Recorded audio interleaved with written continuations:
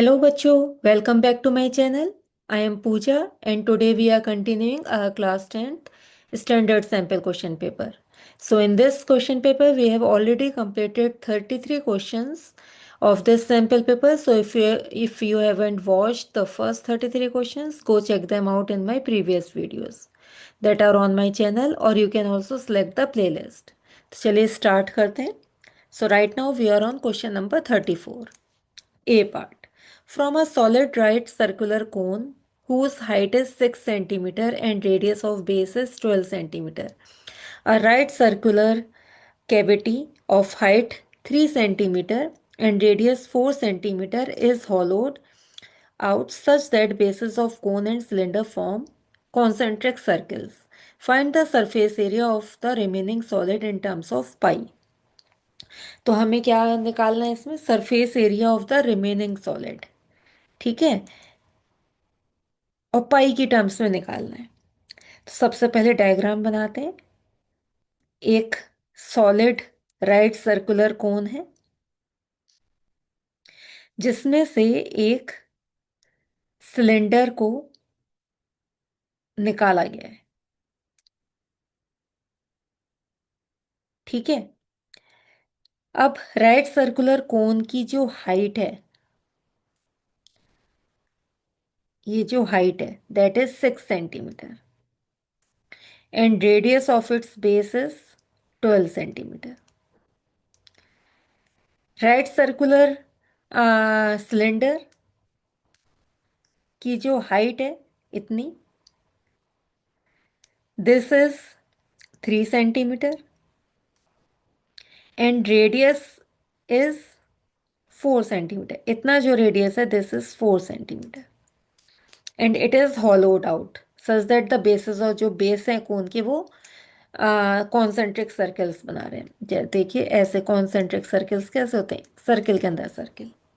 ठीक है, तो हमें सरफेस एरिया फाइंड करना है ऑफ द रिमेनिंग सॉलिड.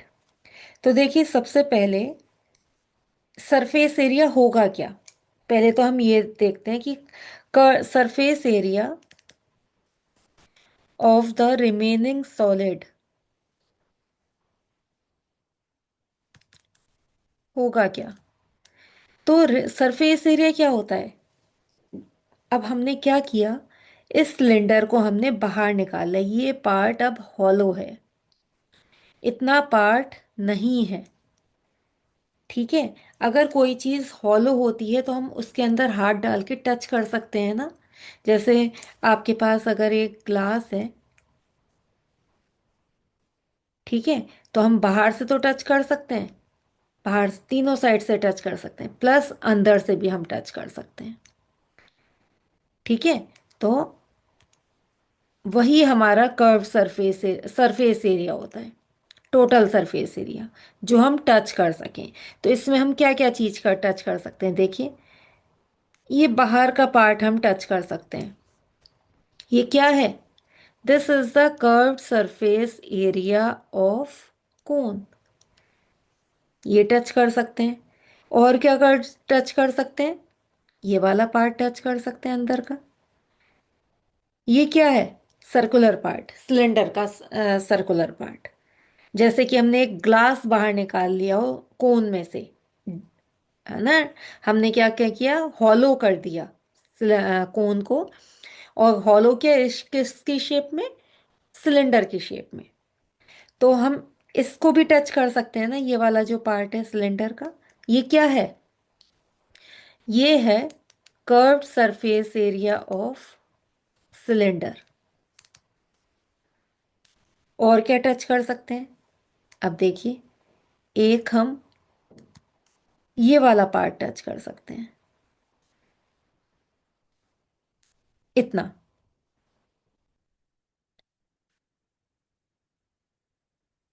ठीक है, ये क्या है? ये है एरिया ऑफ बेस सर्कल. ठीक है, प्लस हम क्या टच कर सकते हैं? ये वाला पार्ट टच. ये जैसे कि अगर ये कॉन्सेंट्रिक सर्कल्स हैं तो ये बाहर का पार्ट हम टच कर सकते हैं. ये कैसे निकलेगा? Area of outer circle minus area of inner circle, है ना। तो इसको हम टच कर सकते हैं, इसको हम टच कर सकते हैं। ठीक है, ठीक है। प्लस हम ये भी तो टच कर सकते हैं, ये वाला पार्ट, है ना। ये क्या है? सर्किल, सर्किल, सिलेंडर के ऊपर जो सर्किल होता है उसका एरिया, उसका एरिया क्या होगा? प्लस करेंगे area of top circular part of cylinder. ठीक है, तो इतना हमारा क्या हुआ? Surface area of the remaining solid. ये सारा पार्ट हम, एक ऐसी चीज जो हम टच कर सकते हैं। ठीक है, चलिए अब इनको एक एक करके निकालना शुरू करते हैं। कर्व सरफेस एरिया ऑफ कोन निकालते हैं पहले। तो कर्व सरफेस एरिया ऑफ कोन कितना होता है? It's pi R L.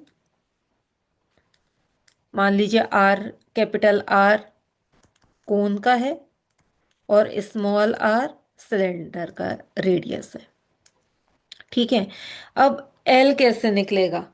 L तो हमारा, देखिए, अगर ये हमारा कोन है तो एल क्या होता है? This is L. ये एच है, ये आर है, तो ये राइट एंगल ट्राइंगल फॉर्म करता है। तो एल कितना होता है? Under root of H square plus R square. अब एल हमारा है कितना? आर, ये कैपिटल आर है क्योंकि ये, और एच भी हम कैपिटल ले लेते हैं यहाँ पे। किसका है? ये कोन का, क्योंकि कोन बड़ा है। ठीक है, और सिलेंडर छोटा है तो इसलिए कैपिटल एच सिलेंडर की हाइट, और सॉरी कोन की हाइट, और स्मॉल एच सिलेंडर की हाइट। तो कैपिटल एच कितना है? 6 का स्क्वायर प्लस रेडियस इज 12 का स्क्वायर।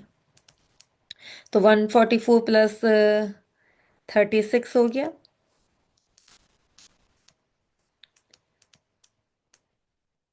180 हो गया। ठीक है, तो अंडर रूट ऑफ 180, तो ये कितना आ जाएगा? अगर इसको आप बाहर निकालेंगे तो ये आ जाएगा 3√20, क्योंकि 9 ही बाहर निकल, 9 ही है जो पेयर में, मीन्स बाहर निकल के 9 का ही आएगा, बाकी का अंदर ही रह जाएगा। तो हमारे पास आ गया पाई इंटू आर कितना है? Are is 12 into 3√20। इन सबको जब आप मल्टीप्लाई करेंगे तो ये आ जाएगा 36√20 पाई, इतना सेंटीमीटर स्क्वायर। ये कोन का एरिया, कर्व सरफेस एरिया आ चुका है। ठीक है, अब हम क्या निकालेंगे? देखिए, curve surface area of cylinder निकालते हैं। तो curve surface area of cylinder कितना हो जाएगा? It will be 2 pi R H. तो ये तो इजीली निकल जाएगा। 2 पाई आर कितना है हमारा इसमें? R is 4 and H is 3। तो ये मल्टीप्लाई करके 24 पाई सेंटीमीटर स्क्वायर इसका कर्व सरफेस एरिया आ गया सिलेंडर का। अब हमें क्या निकालना है? Area of outer circle minus area of inner circle plus top circular part का area. Area of outer circle कितना है? चलिए ये हम डायरेक्ट हम अब क्वेश्चन में रखते हैं इन सब की वैल्यूज, क्योंकि area of outer circle, sorry, area of outer circle कितना हो जाएगा? This is pi R square. Area of inner circle कितना हो जाएगा? पाई छोटा R square. Area of top circular part, बताती हूँ मैं भी कैसे आएगा। टॉप सर्कुलर पार्ट का एरिया मीन्स इस पार्ट का एरिया पाई आर स्क्वायर ही है, ये भी छोटा पाई आर स्क्वायर, छोटा आर मीन्स। ठीक है, अब हम surface area of the remaining solid निकालते हैं। नेक्स्ट पेज पे करते हैं और सारी वैल्यूज रखते हैं। तो surface area of remaining solid, आ गया हमारा curve surface area of cone, जो कि हमने निकाला था 36√20 pi. Curve surface area of cylinder, that is 24 pi, plus area of outer circle pi r²। Outer circle देखिए, और इनर सर्किल, इसका कैपिटल आर है, इसका छोटा आर है, ठीक है। -पाई r², इनर सर्किल का area, plus area of top part of the cylinder. Top part of the cylinder circle है, सर्किल का एरिया पाई r² होता है। सिलेंडर का रेडियस स्मॉल आर है, तो +पाई r² हो गया, ठीक है। तो बेसिकली ये दोनों हमारे कट हो जाएंगे और हमारे पास आ जाएगा 36√20 pi plus 24 pi plus pi और कैपिटल r² मीन्स 12 का स्क्वायर। तो ये हो जाएगा 144 पाई, और 24 पाई और था, तो 8 6। तो ये हो गया 36√20 पाई प्लस 168 पाई, ठीक है। और पाई को अगर कॉमन ले लेते हैं तो ये हो जाएगा 168 प्लस 36√20 पाई सेंटीमीटर स्क्वायर। ये हमारा आंसर आ चुका है, क्योंकि हमें पाई में आंसर चाहिए था, इसीलिए पाई में ही रखे रहने देंगे, ठीक है। तो this is our answer, okay. चलिए इसका और पार्ट करते हैं। B part, an empty cone of radius 3 centimeter and height 12 centimeter is filled with ice cream such that the lower part of the cone, which is 1/6 of the volume of the cone, is unfilled, but a hemisphere is formed on the top. Find the volume of the ice cream. अब देखिए, एक ice cream cone form करते हैं, ऊपर hemisphere है, ठीक है।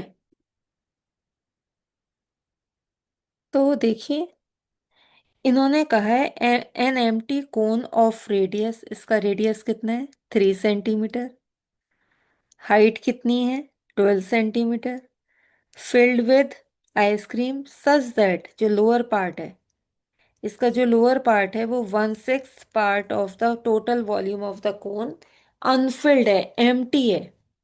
लेकिन एक हेमिस्फीयर है जो ऊपर बन रहा है आइसक्रीम से, ठीक है। अब क्योंकि ये हेमिस्फीयर है तो ये रेडियस सेम रहेगा और हाइट कितनी हो जाएगी 3 सेंटीमीटर की हो जाएगी, ठीक है। तो अब देखिए, वॉल्यूम ऑफ द आइसक्रीम निकालनी है, पहले हम देखते हैं वॉल्यूम ऑफ कोन कितना होता है। Volume of cone is 1/3 pi r²h, that is 1/3 pi r is 3 × 3 × 12। तो 12 3 × 36 पाई, इतना सेंटीमीटर क्यूब कोन का वॉल्यूम आ गया। अब 1/6 ऑफ द वॉल्यूम अनफिल्ड है, तो फिल्ड कितना है। अगर पूरे कोन में से 1/6 पार्ट एम्प्टी है तो फिल्ड कितना है 5/6 पार्ट। क्यों, 1/6 प्लस 5/6 होल बनाता है ना, 6/6 दैट इज 1 पूरा कोन। तो अगर 1/6 एम्प्टी है तो 5/6 क्या पार्ट है, फिल्ड पार्ट है, ठीक है। तो हम क्या कहेंगे कि वॉल्यूम ऑफ आइसक्रीम इन कोन कितनी होगी, 5/6 इंटू वॉल्यूम ऑफ कोन, इतनी तो होगी। इतना पार्ट अगर एम्प्टी है तो ये वाला पार्ट फिल्ड है। ये कितना पार्ट है 5/6 पार्ट, किसका, कोन के वॉल्यूम का। तो इसको निकालते हैं कि कोन में कितनी आइसक्रीम है।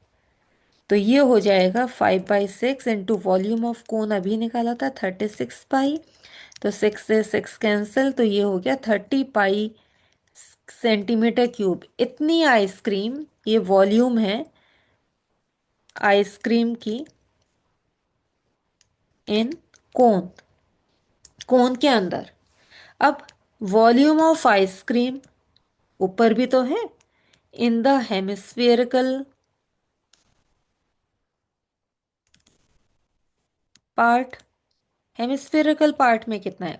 हेमिस्फेयर का वॉल्यूम कितना होता है? 2/3 पाई r क्यूब, मीन्स 2/3 पाई r कितना है? 3 × 3 × 3, 3 से 3 कैंसिल, 9 × 2 = 18 पाई। इतना वॉल्यूम आइसक्रीम का हेमिस्फेरिकल पार्ट में।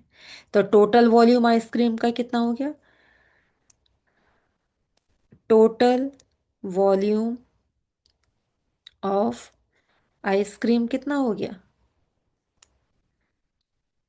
एक तो कोन का और एक हेमिस्फीयर पार्ट का, that is 30 pi plus 18 pi, that is 48 पाई। अब पाई की वैल्यू आप लगा दीजिए 3.14, तो 48 × 3.14। अब आप इसको जब आप मल्टीप्लाई करेंगे तो ये अप्रॉक्स आ जाएगा 150.86 सेंटीमीटर क्यूब। ठीक है, ये इतना वॉल्यूम आ जाएगा किसका? आइसक्रीम का। This is our answer. Okay, चलिए नेक्स्ट क्वेश्चन करते हैं।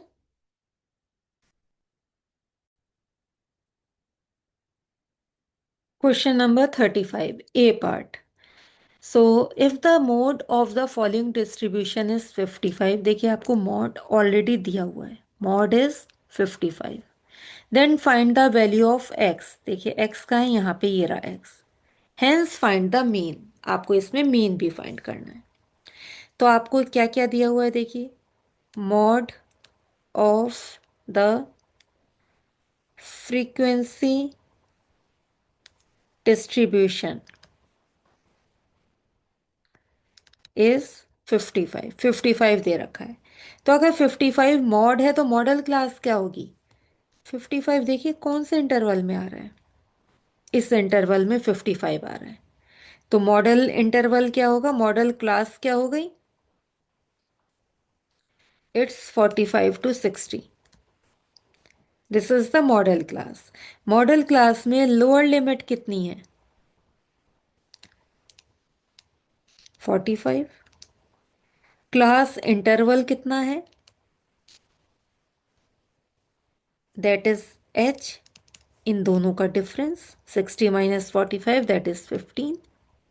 ठीक है, तो मॉड आपको दिया हुआ है, तो मॉड का फॉर्मूला क्या होता है? चलिए मॉड का फॉर्मूला तो बाद में देखेंगे, सबसे पहले हम लोग देखिए, इसको देखिए, फ्रीक्वेंसी आपको दे रखी है, ठीक है, और हम मॉड का फॉर्मूला यूज करके हम क्या करेंगे, हम अपना आंसर निकालेंगे। तो चलिए मॉड का फॉर्मूला देखते हैं। So mode is L plus F1 minus F0 upon twice F1 minus F0 minus F2 into H। ठीक है, अब इसमें F0 क्या है, F1 क्या है? अब ये हमारी मॉडल क्लास है, this is our modal class. Modal class है तो हमारा F0 इससे पहले वाला होगा, दिस इज F0। ये हमारा F1 है, ये हमारा F2 है। ठीक है, ऐसे हम देखते हैं। तो चलिए इस क्वेश्चन में, इस फॉर्मूले में हम यूज करते हैं सारी वैल्यूज।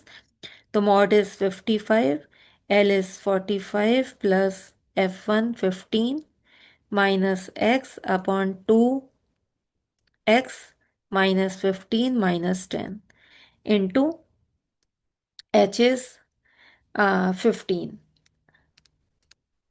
ओके, तो 45 को यहाँ पे लेके जाते हैं तो 10 आ जाएगा, 15 minus x upon 2x minus 25 into 15। 5 से दोनों को कट कर सकते हैं, देखिए 5 2 जा 10, 5 3 जा 15।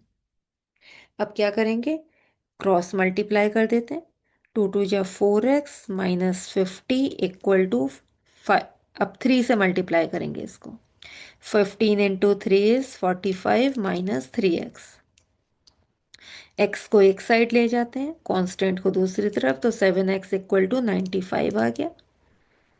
ठीक है, तो यहाँ पे देखिए, तो यहाँ से हमारे पास x की वैल्यू आ गई 95/7, दैट इज 7 1 जा 7, 25 13 जा 4, 40 करेंगे, 40 पॉइंट लगा देंगे, और 7 7 जा 49, 7 6 जा 40, ओ सॉरी 7 5 जा 35, 50 आ गया तो 7, तो 13.57 हमारे x की वैल्यू आ चुकी है। ठीक है, तो हमें सबसे पहले x की वैल्यू निकालनी थी, find the value of x। तो कितनी आ चुकी है? 13.57। अब हमें मीन निकालना है। ठीक है, तो चलिए मीन निकालते हैं इसका।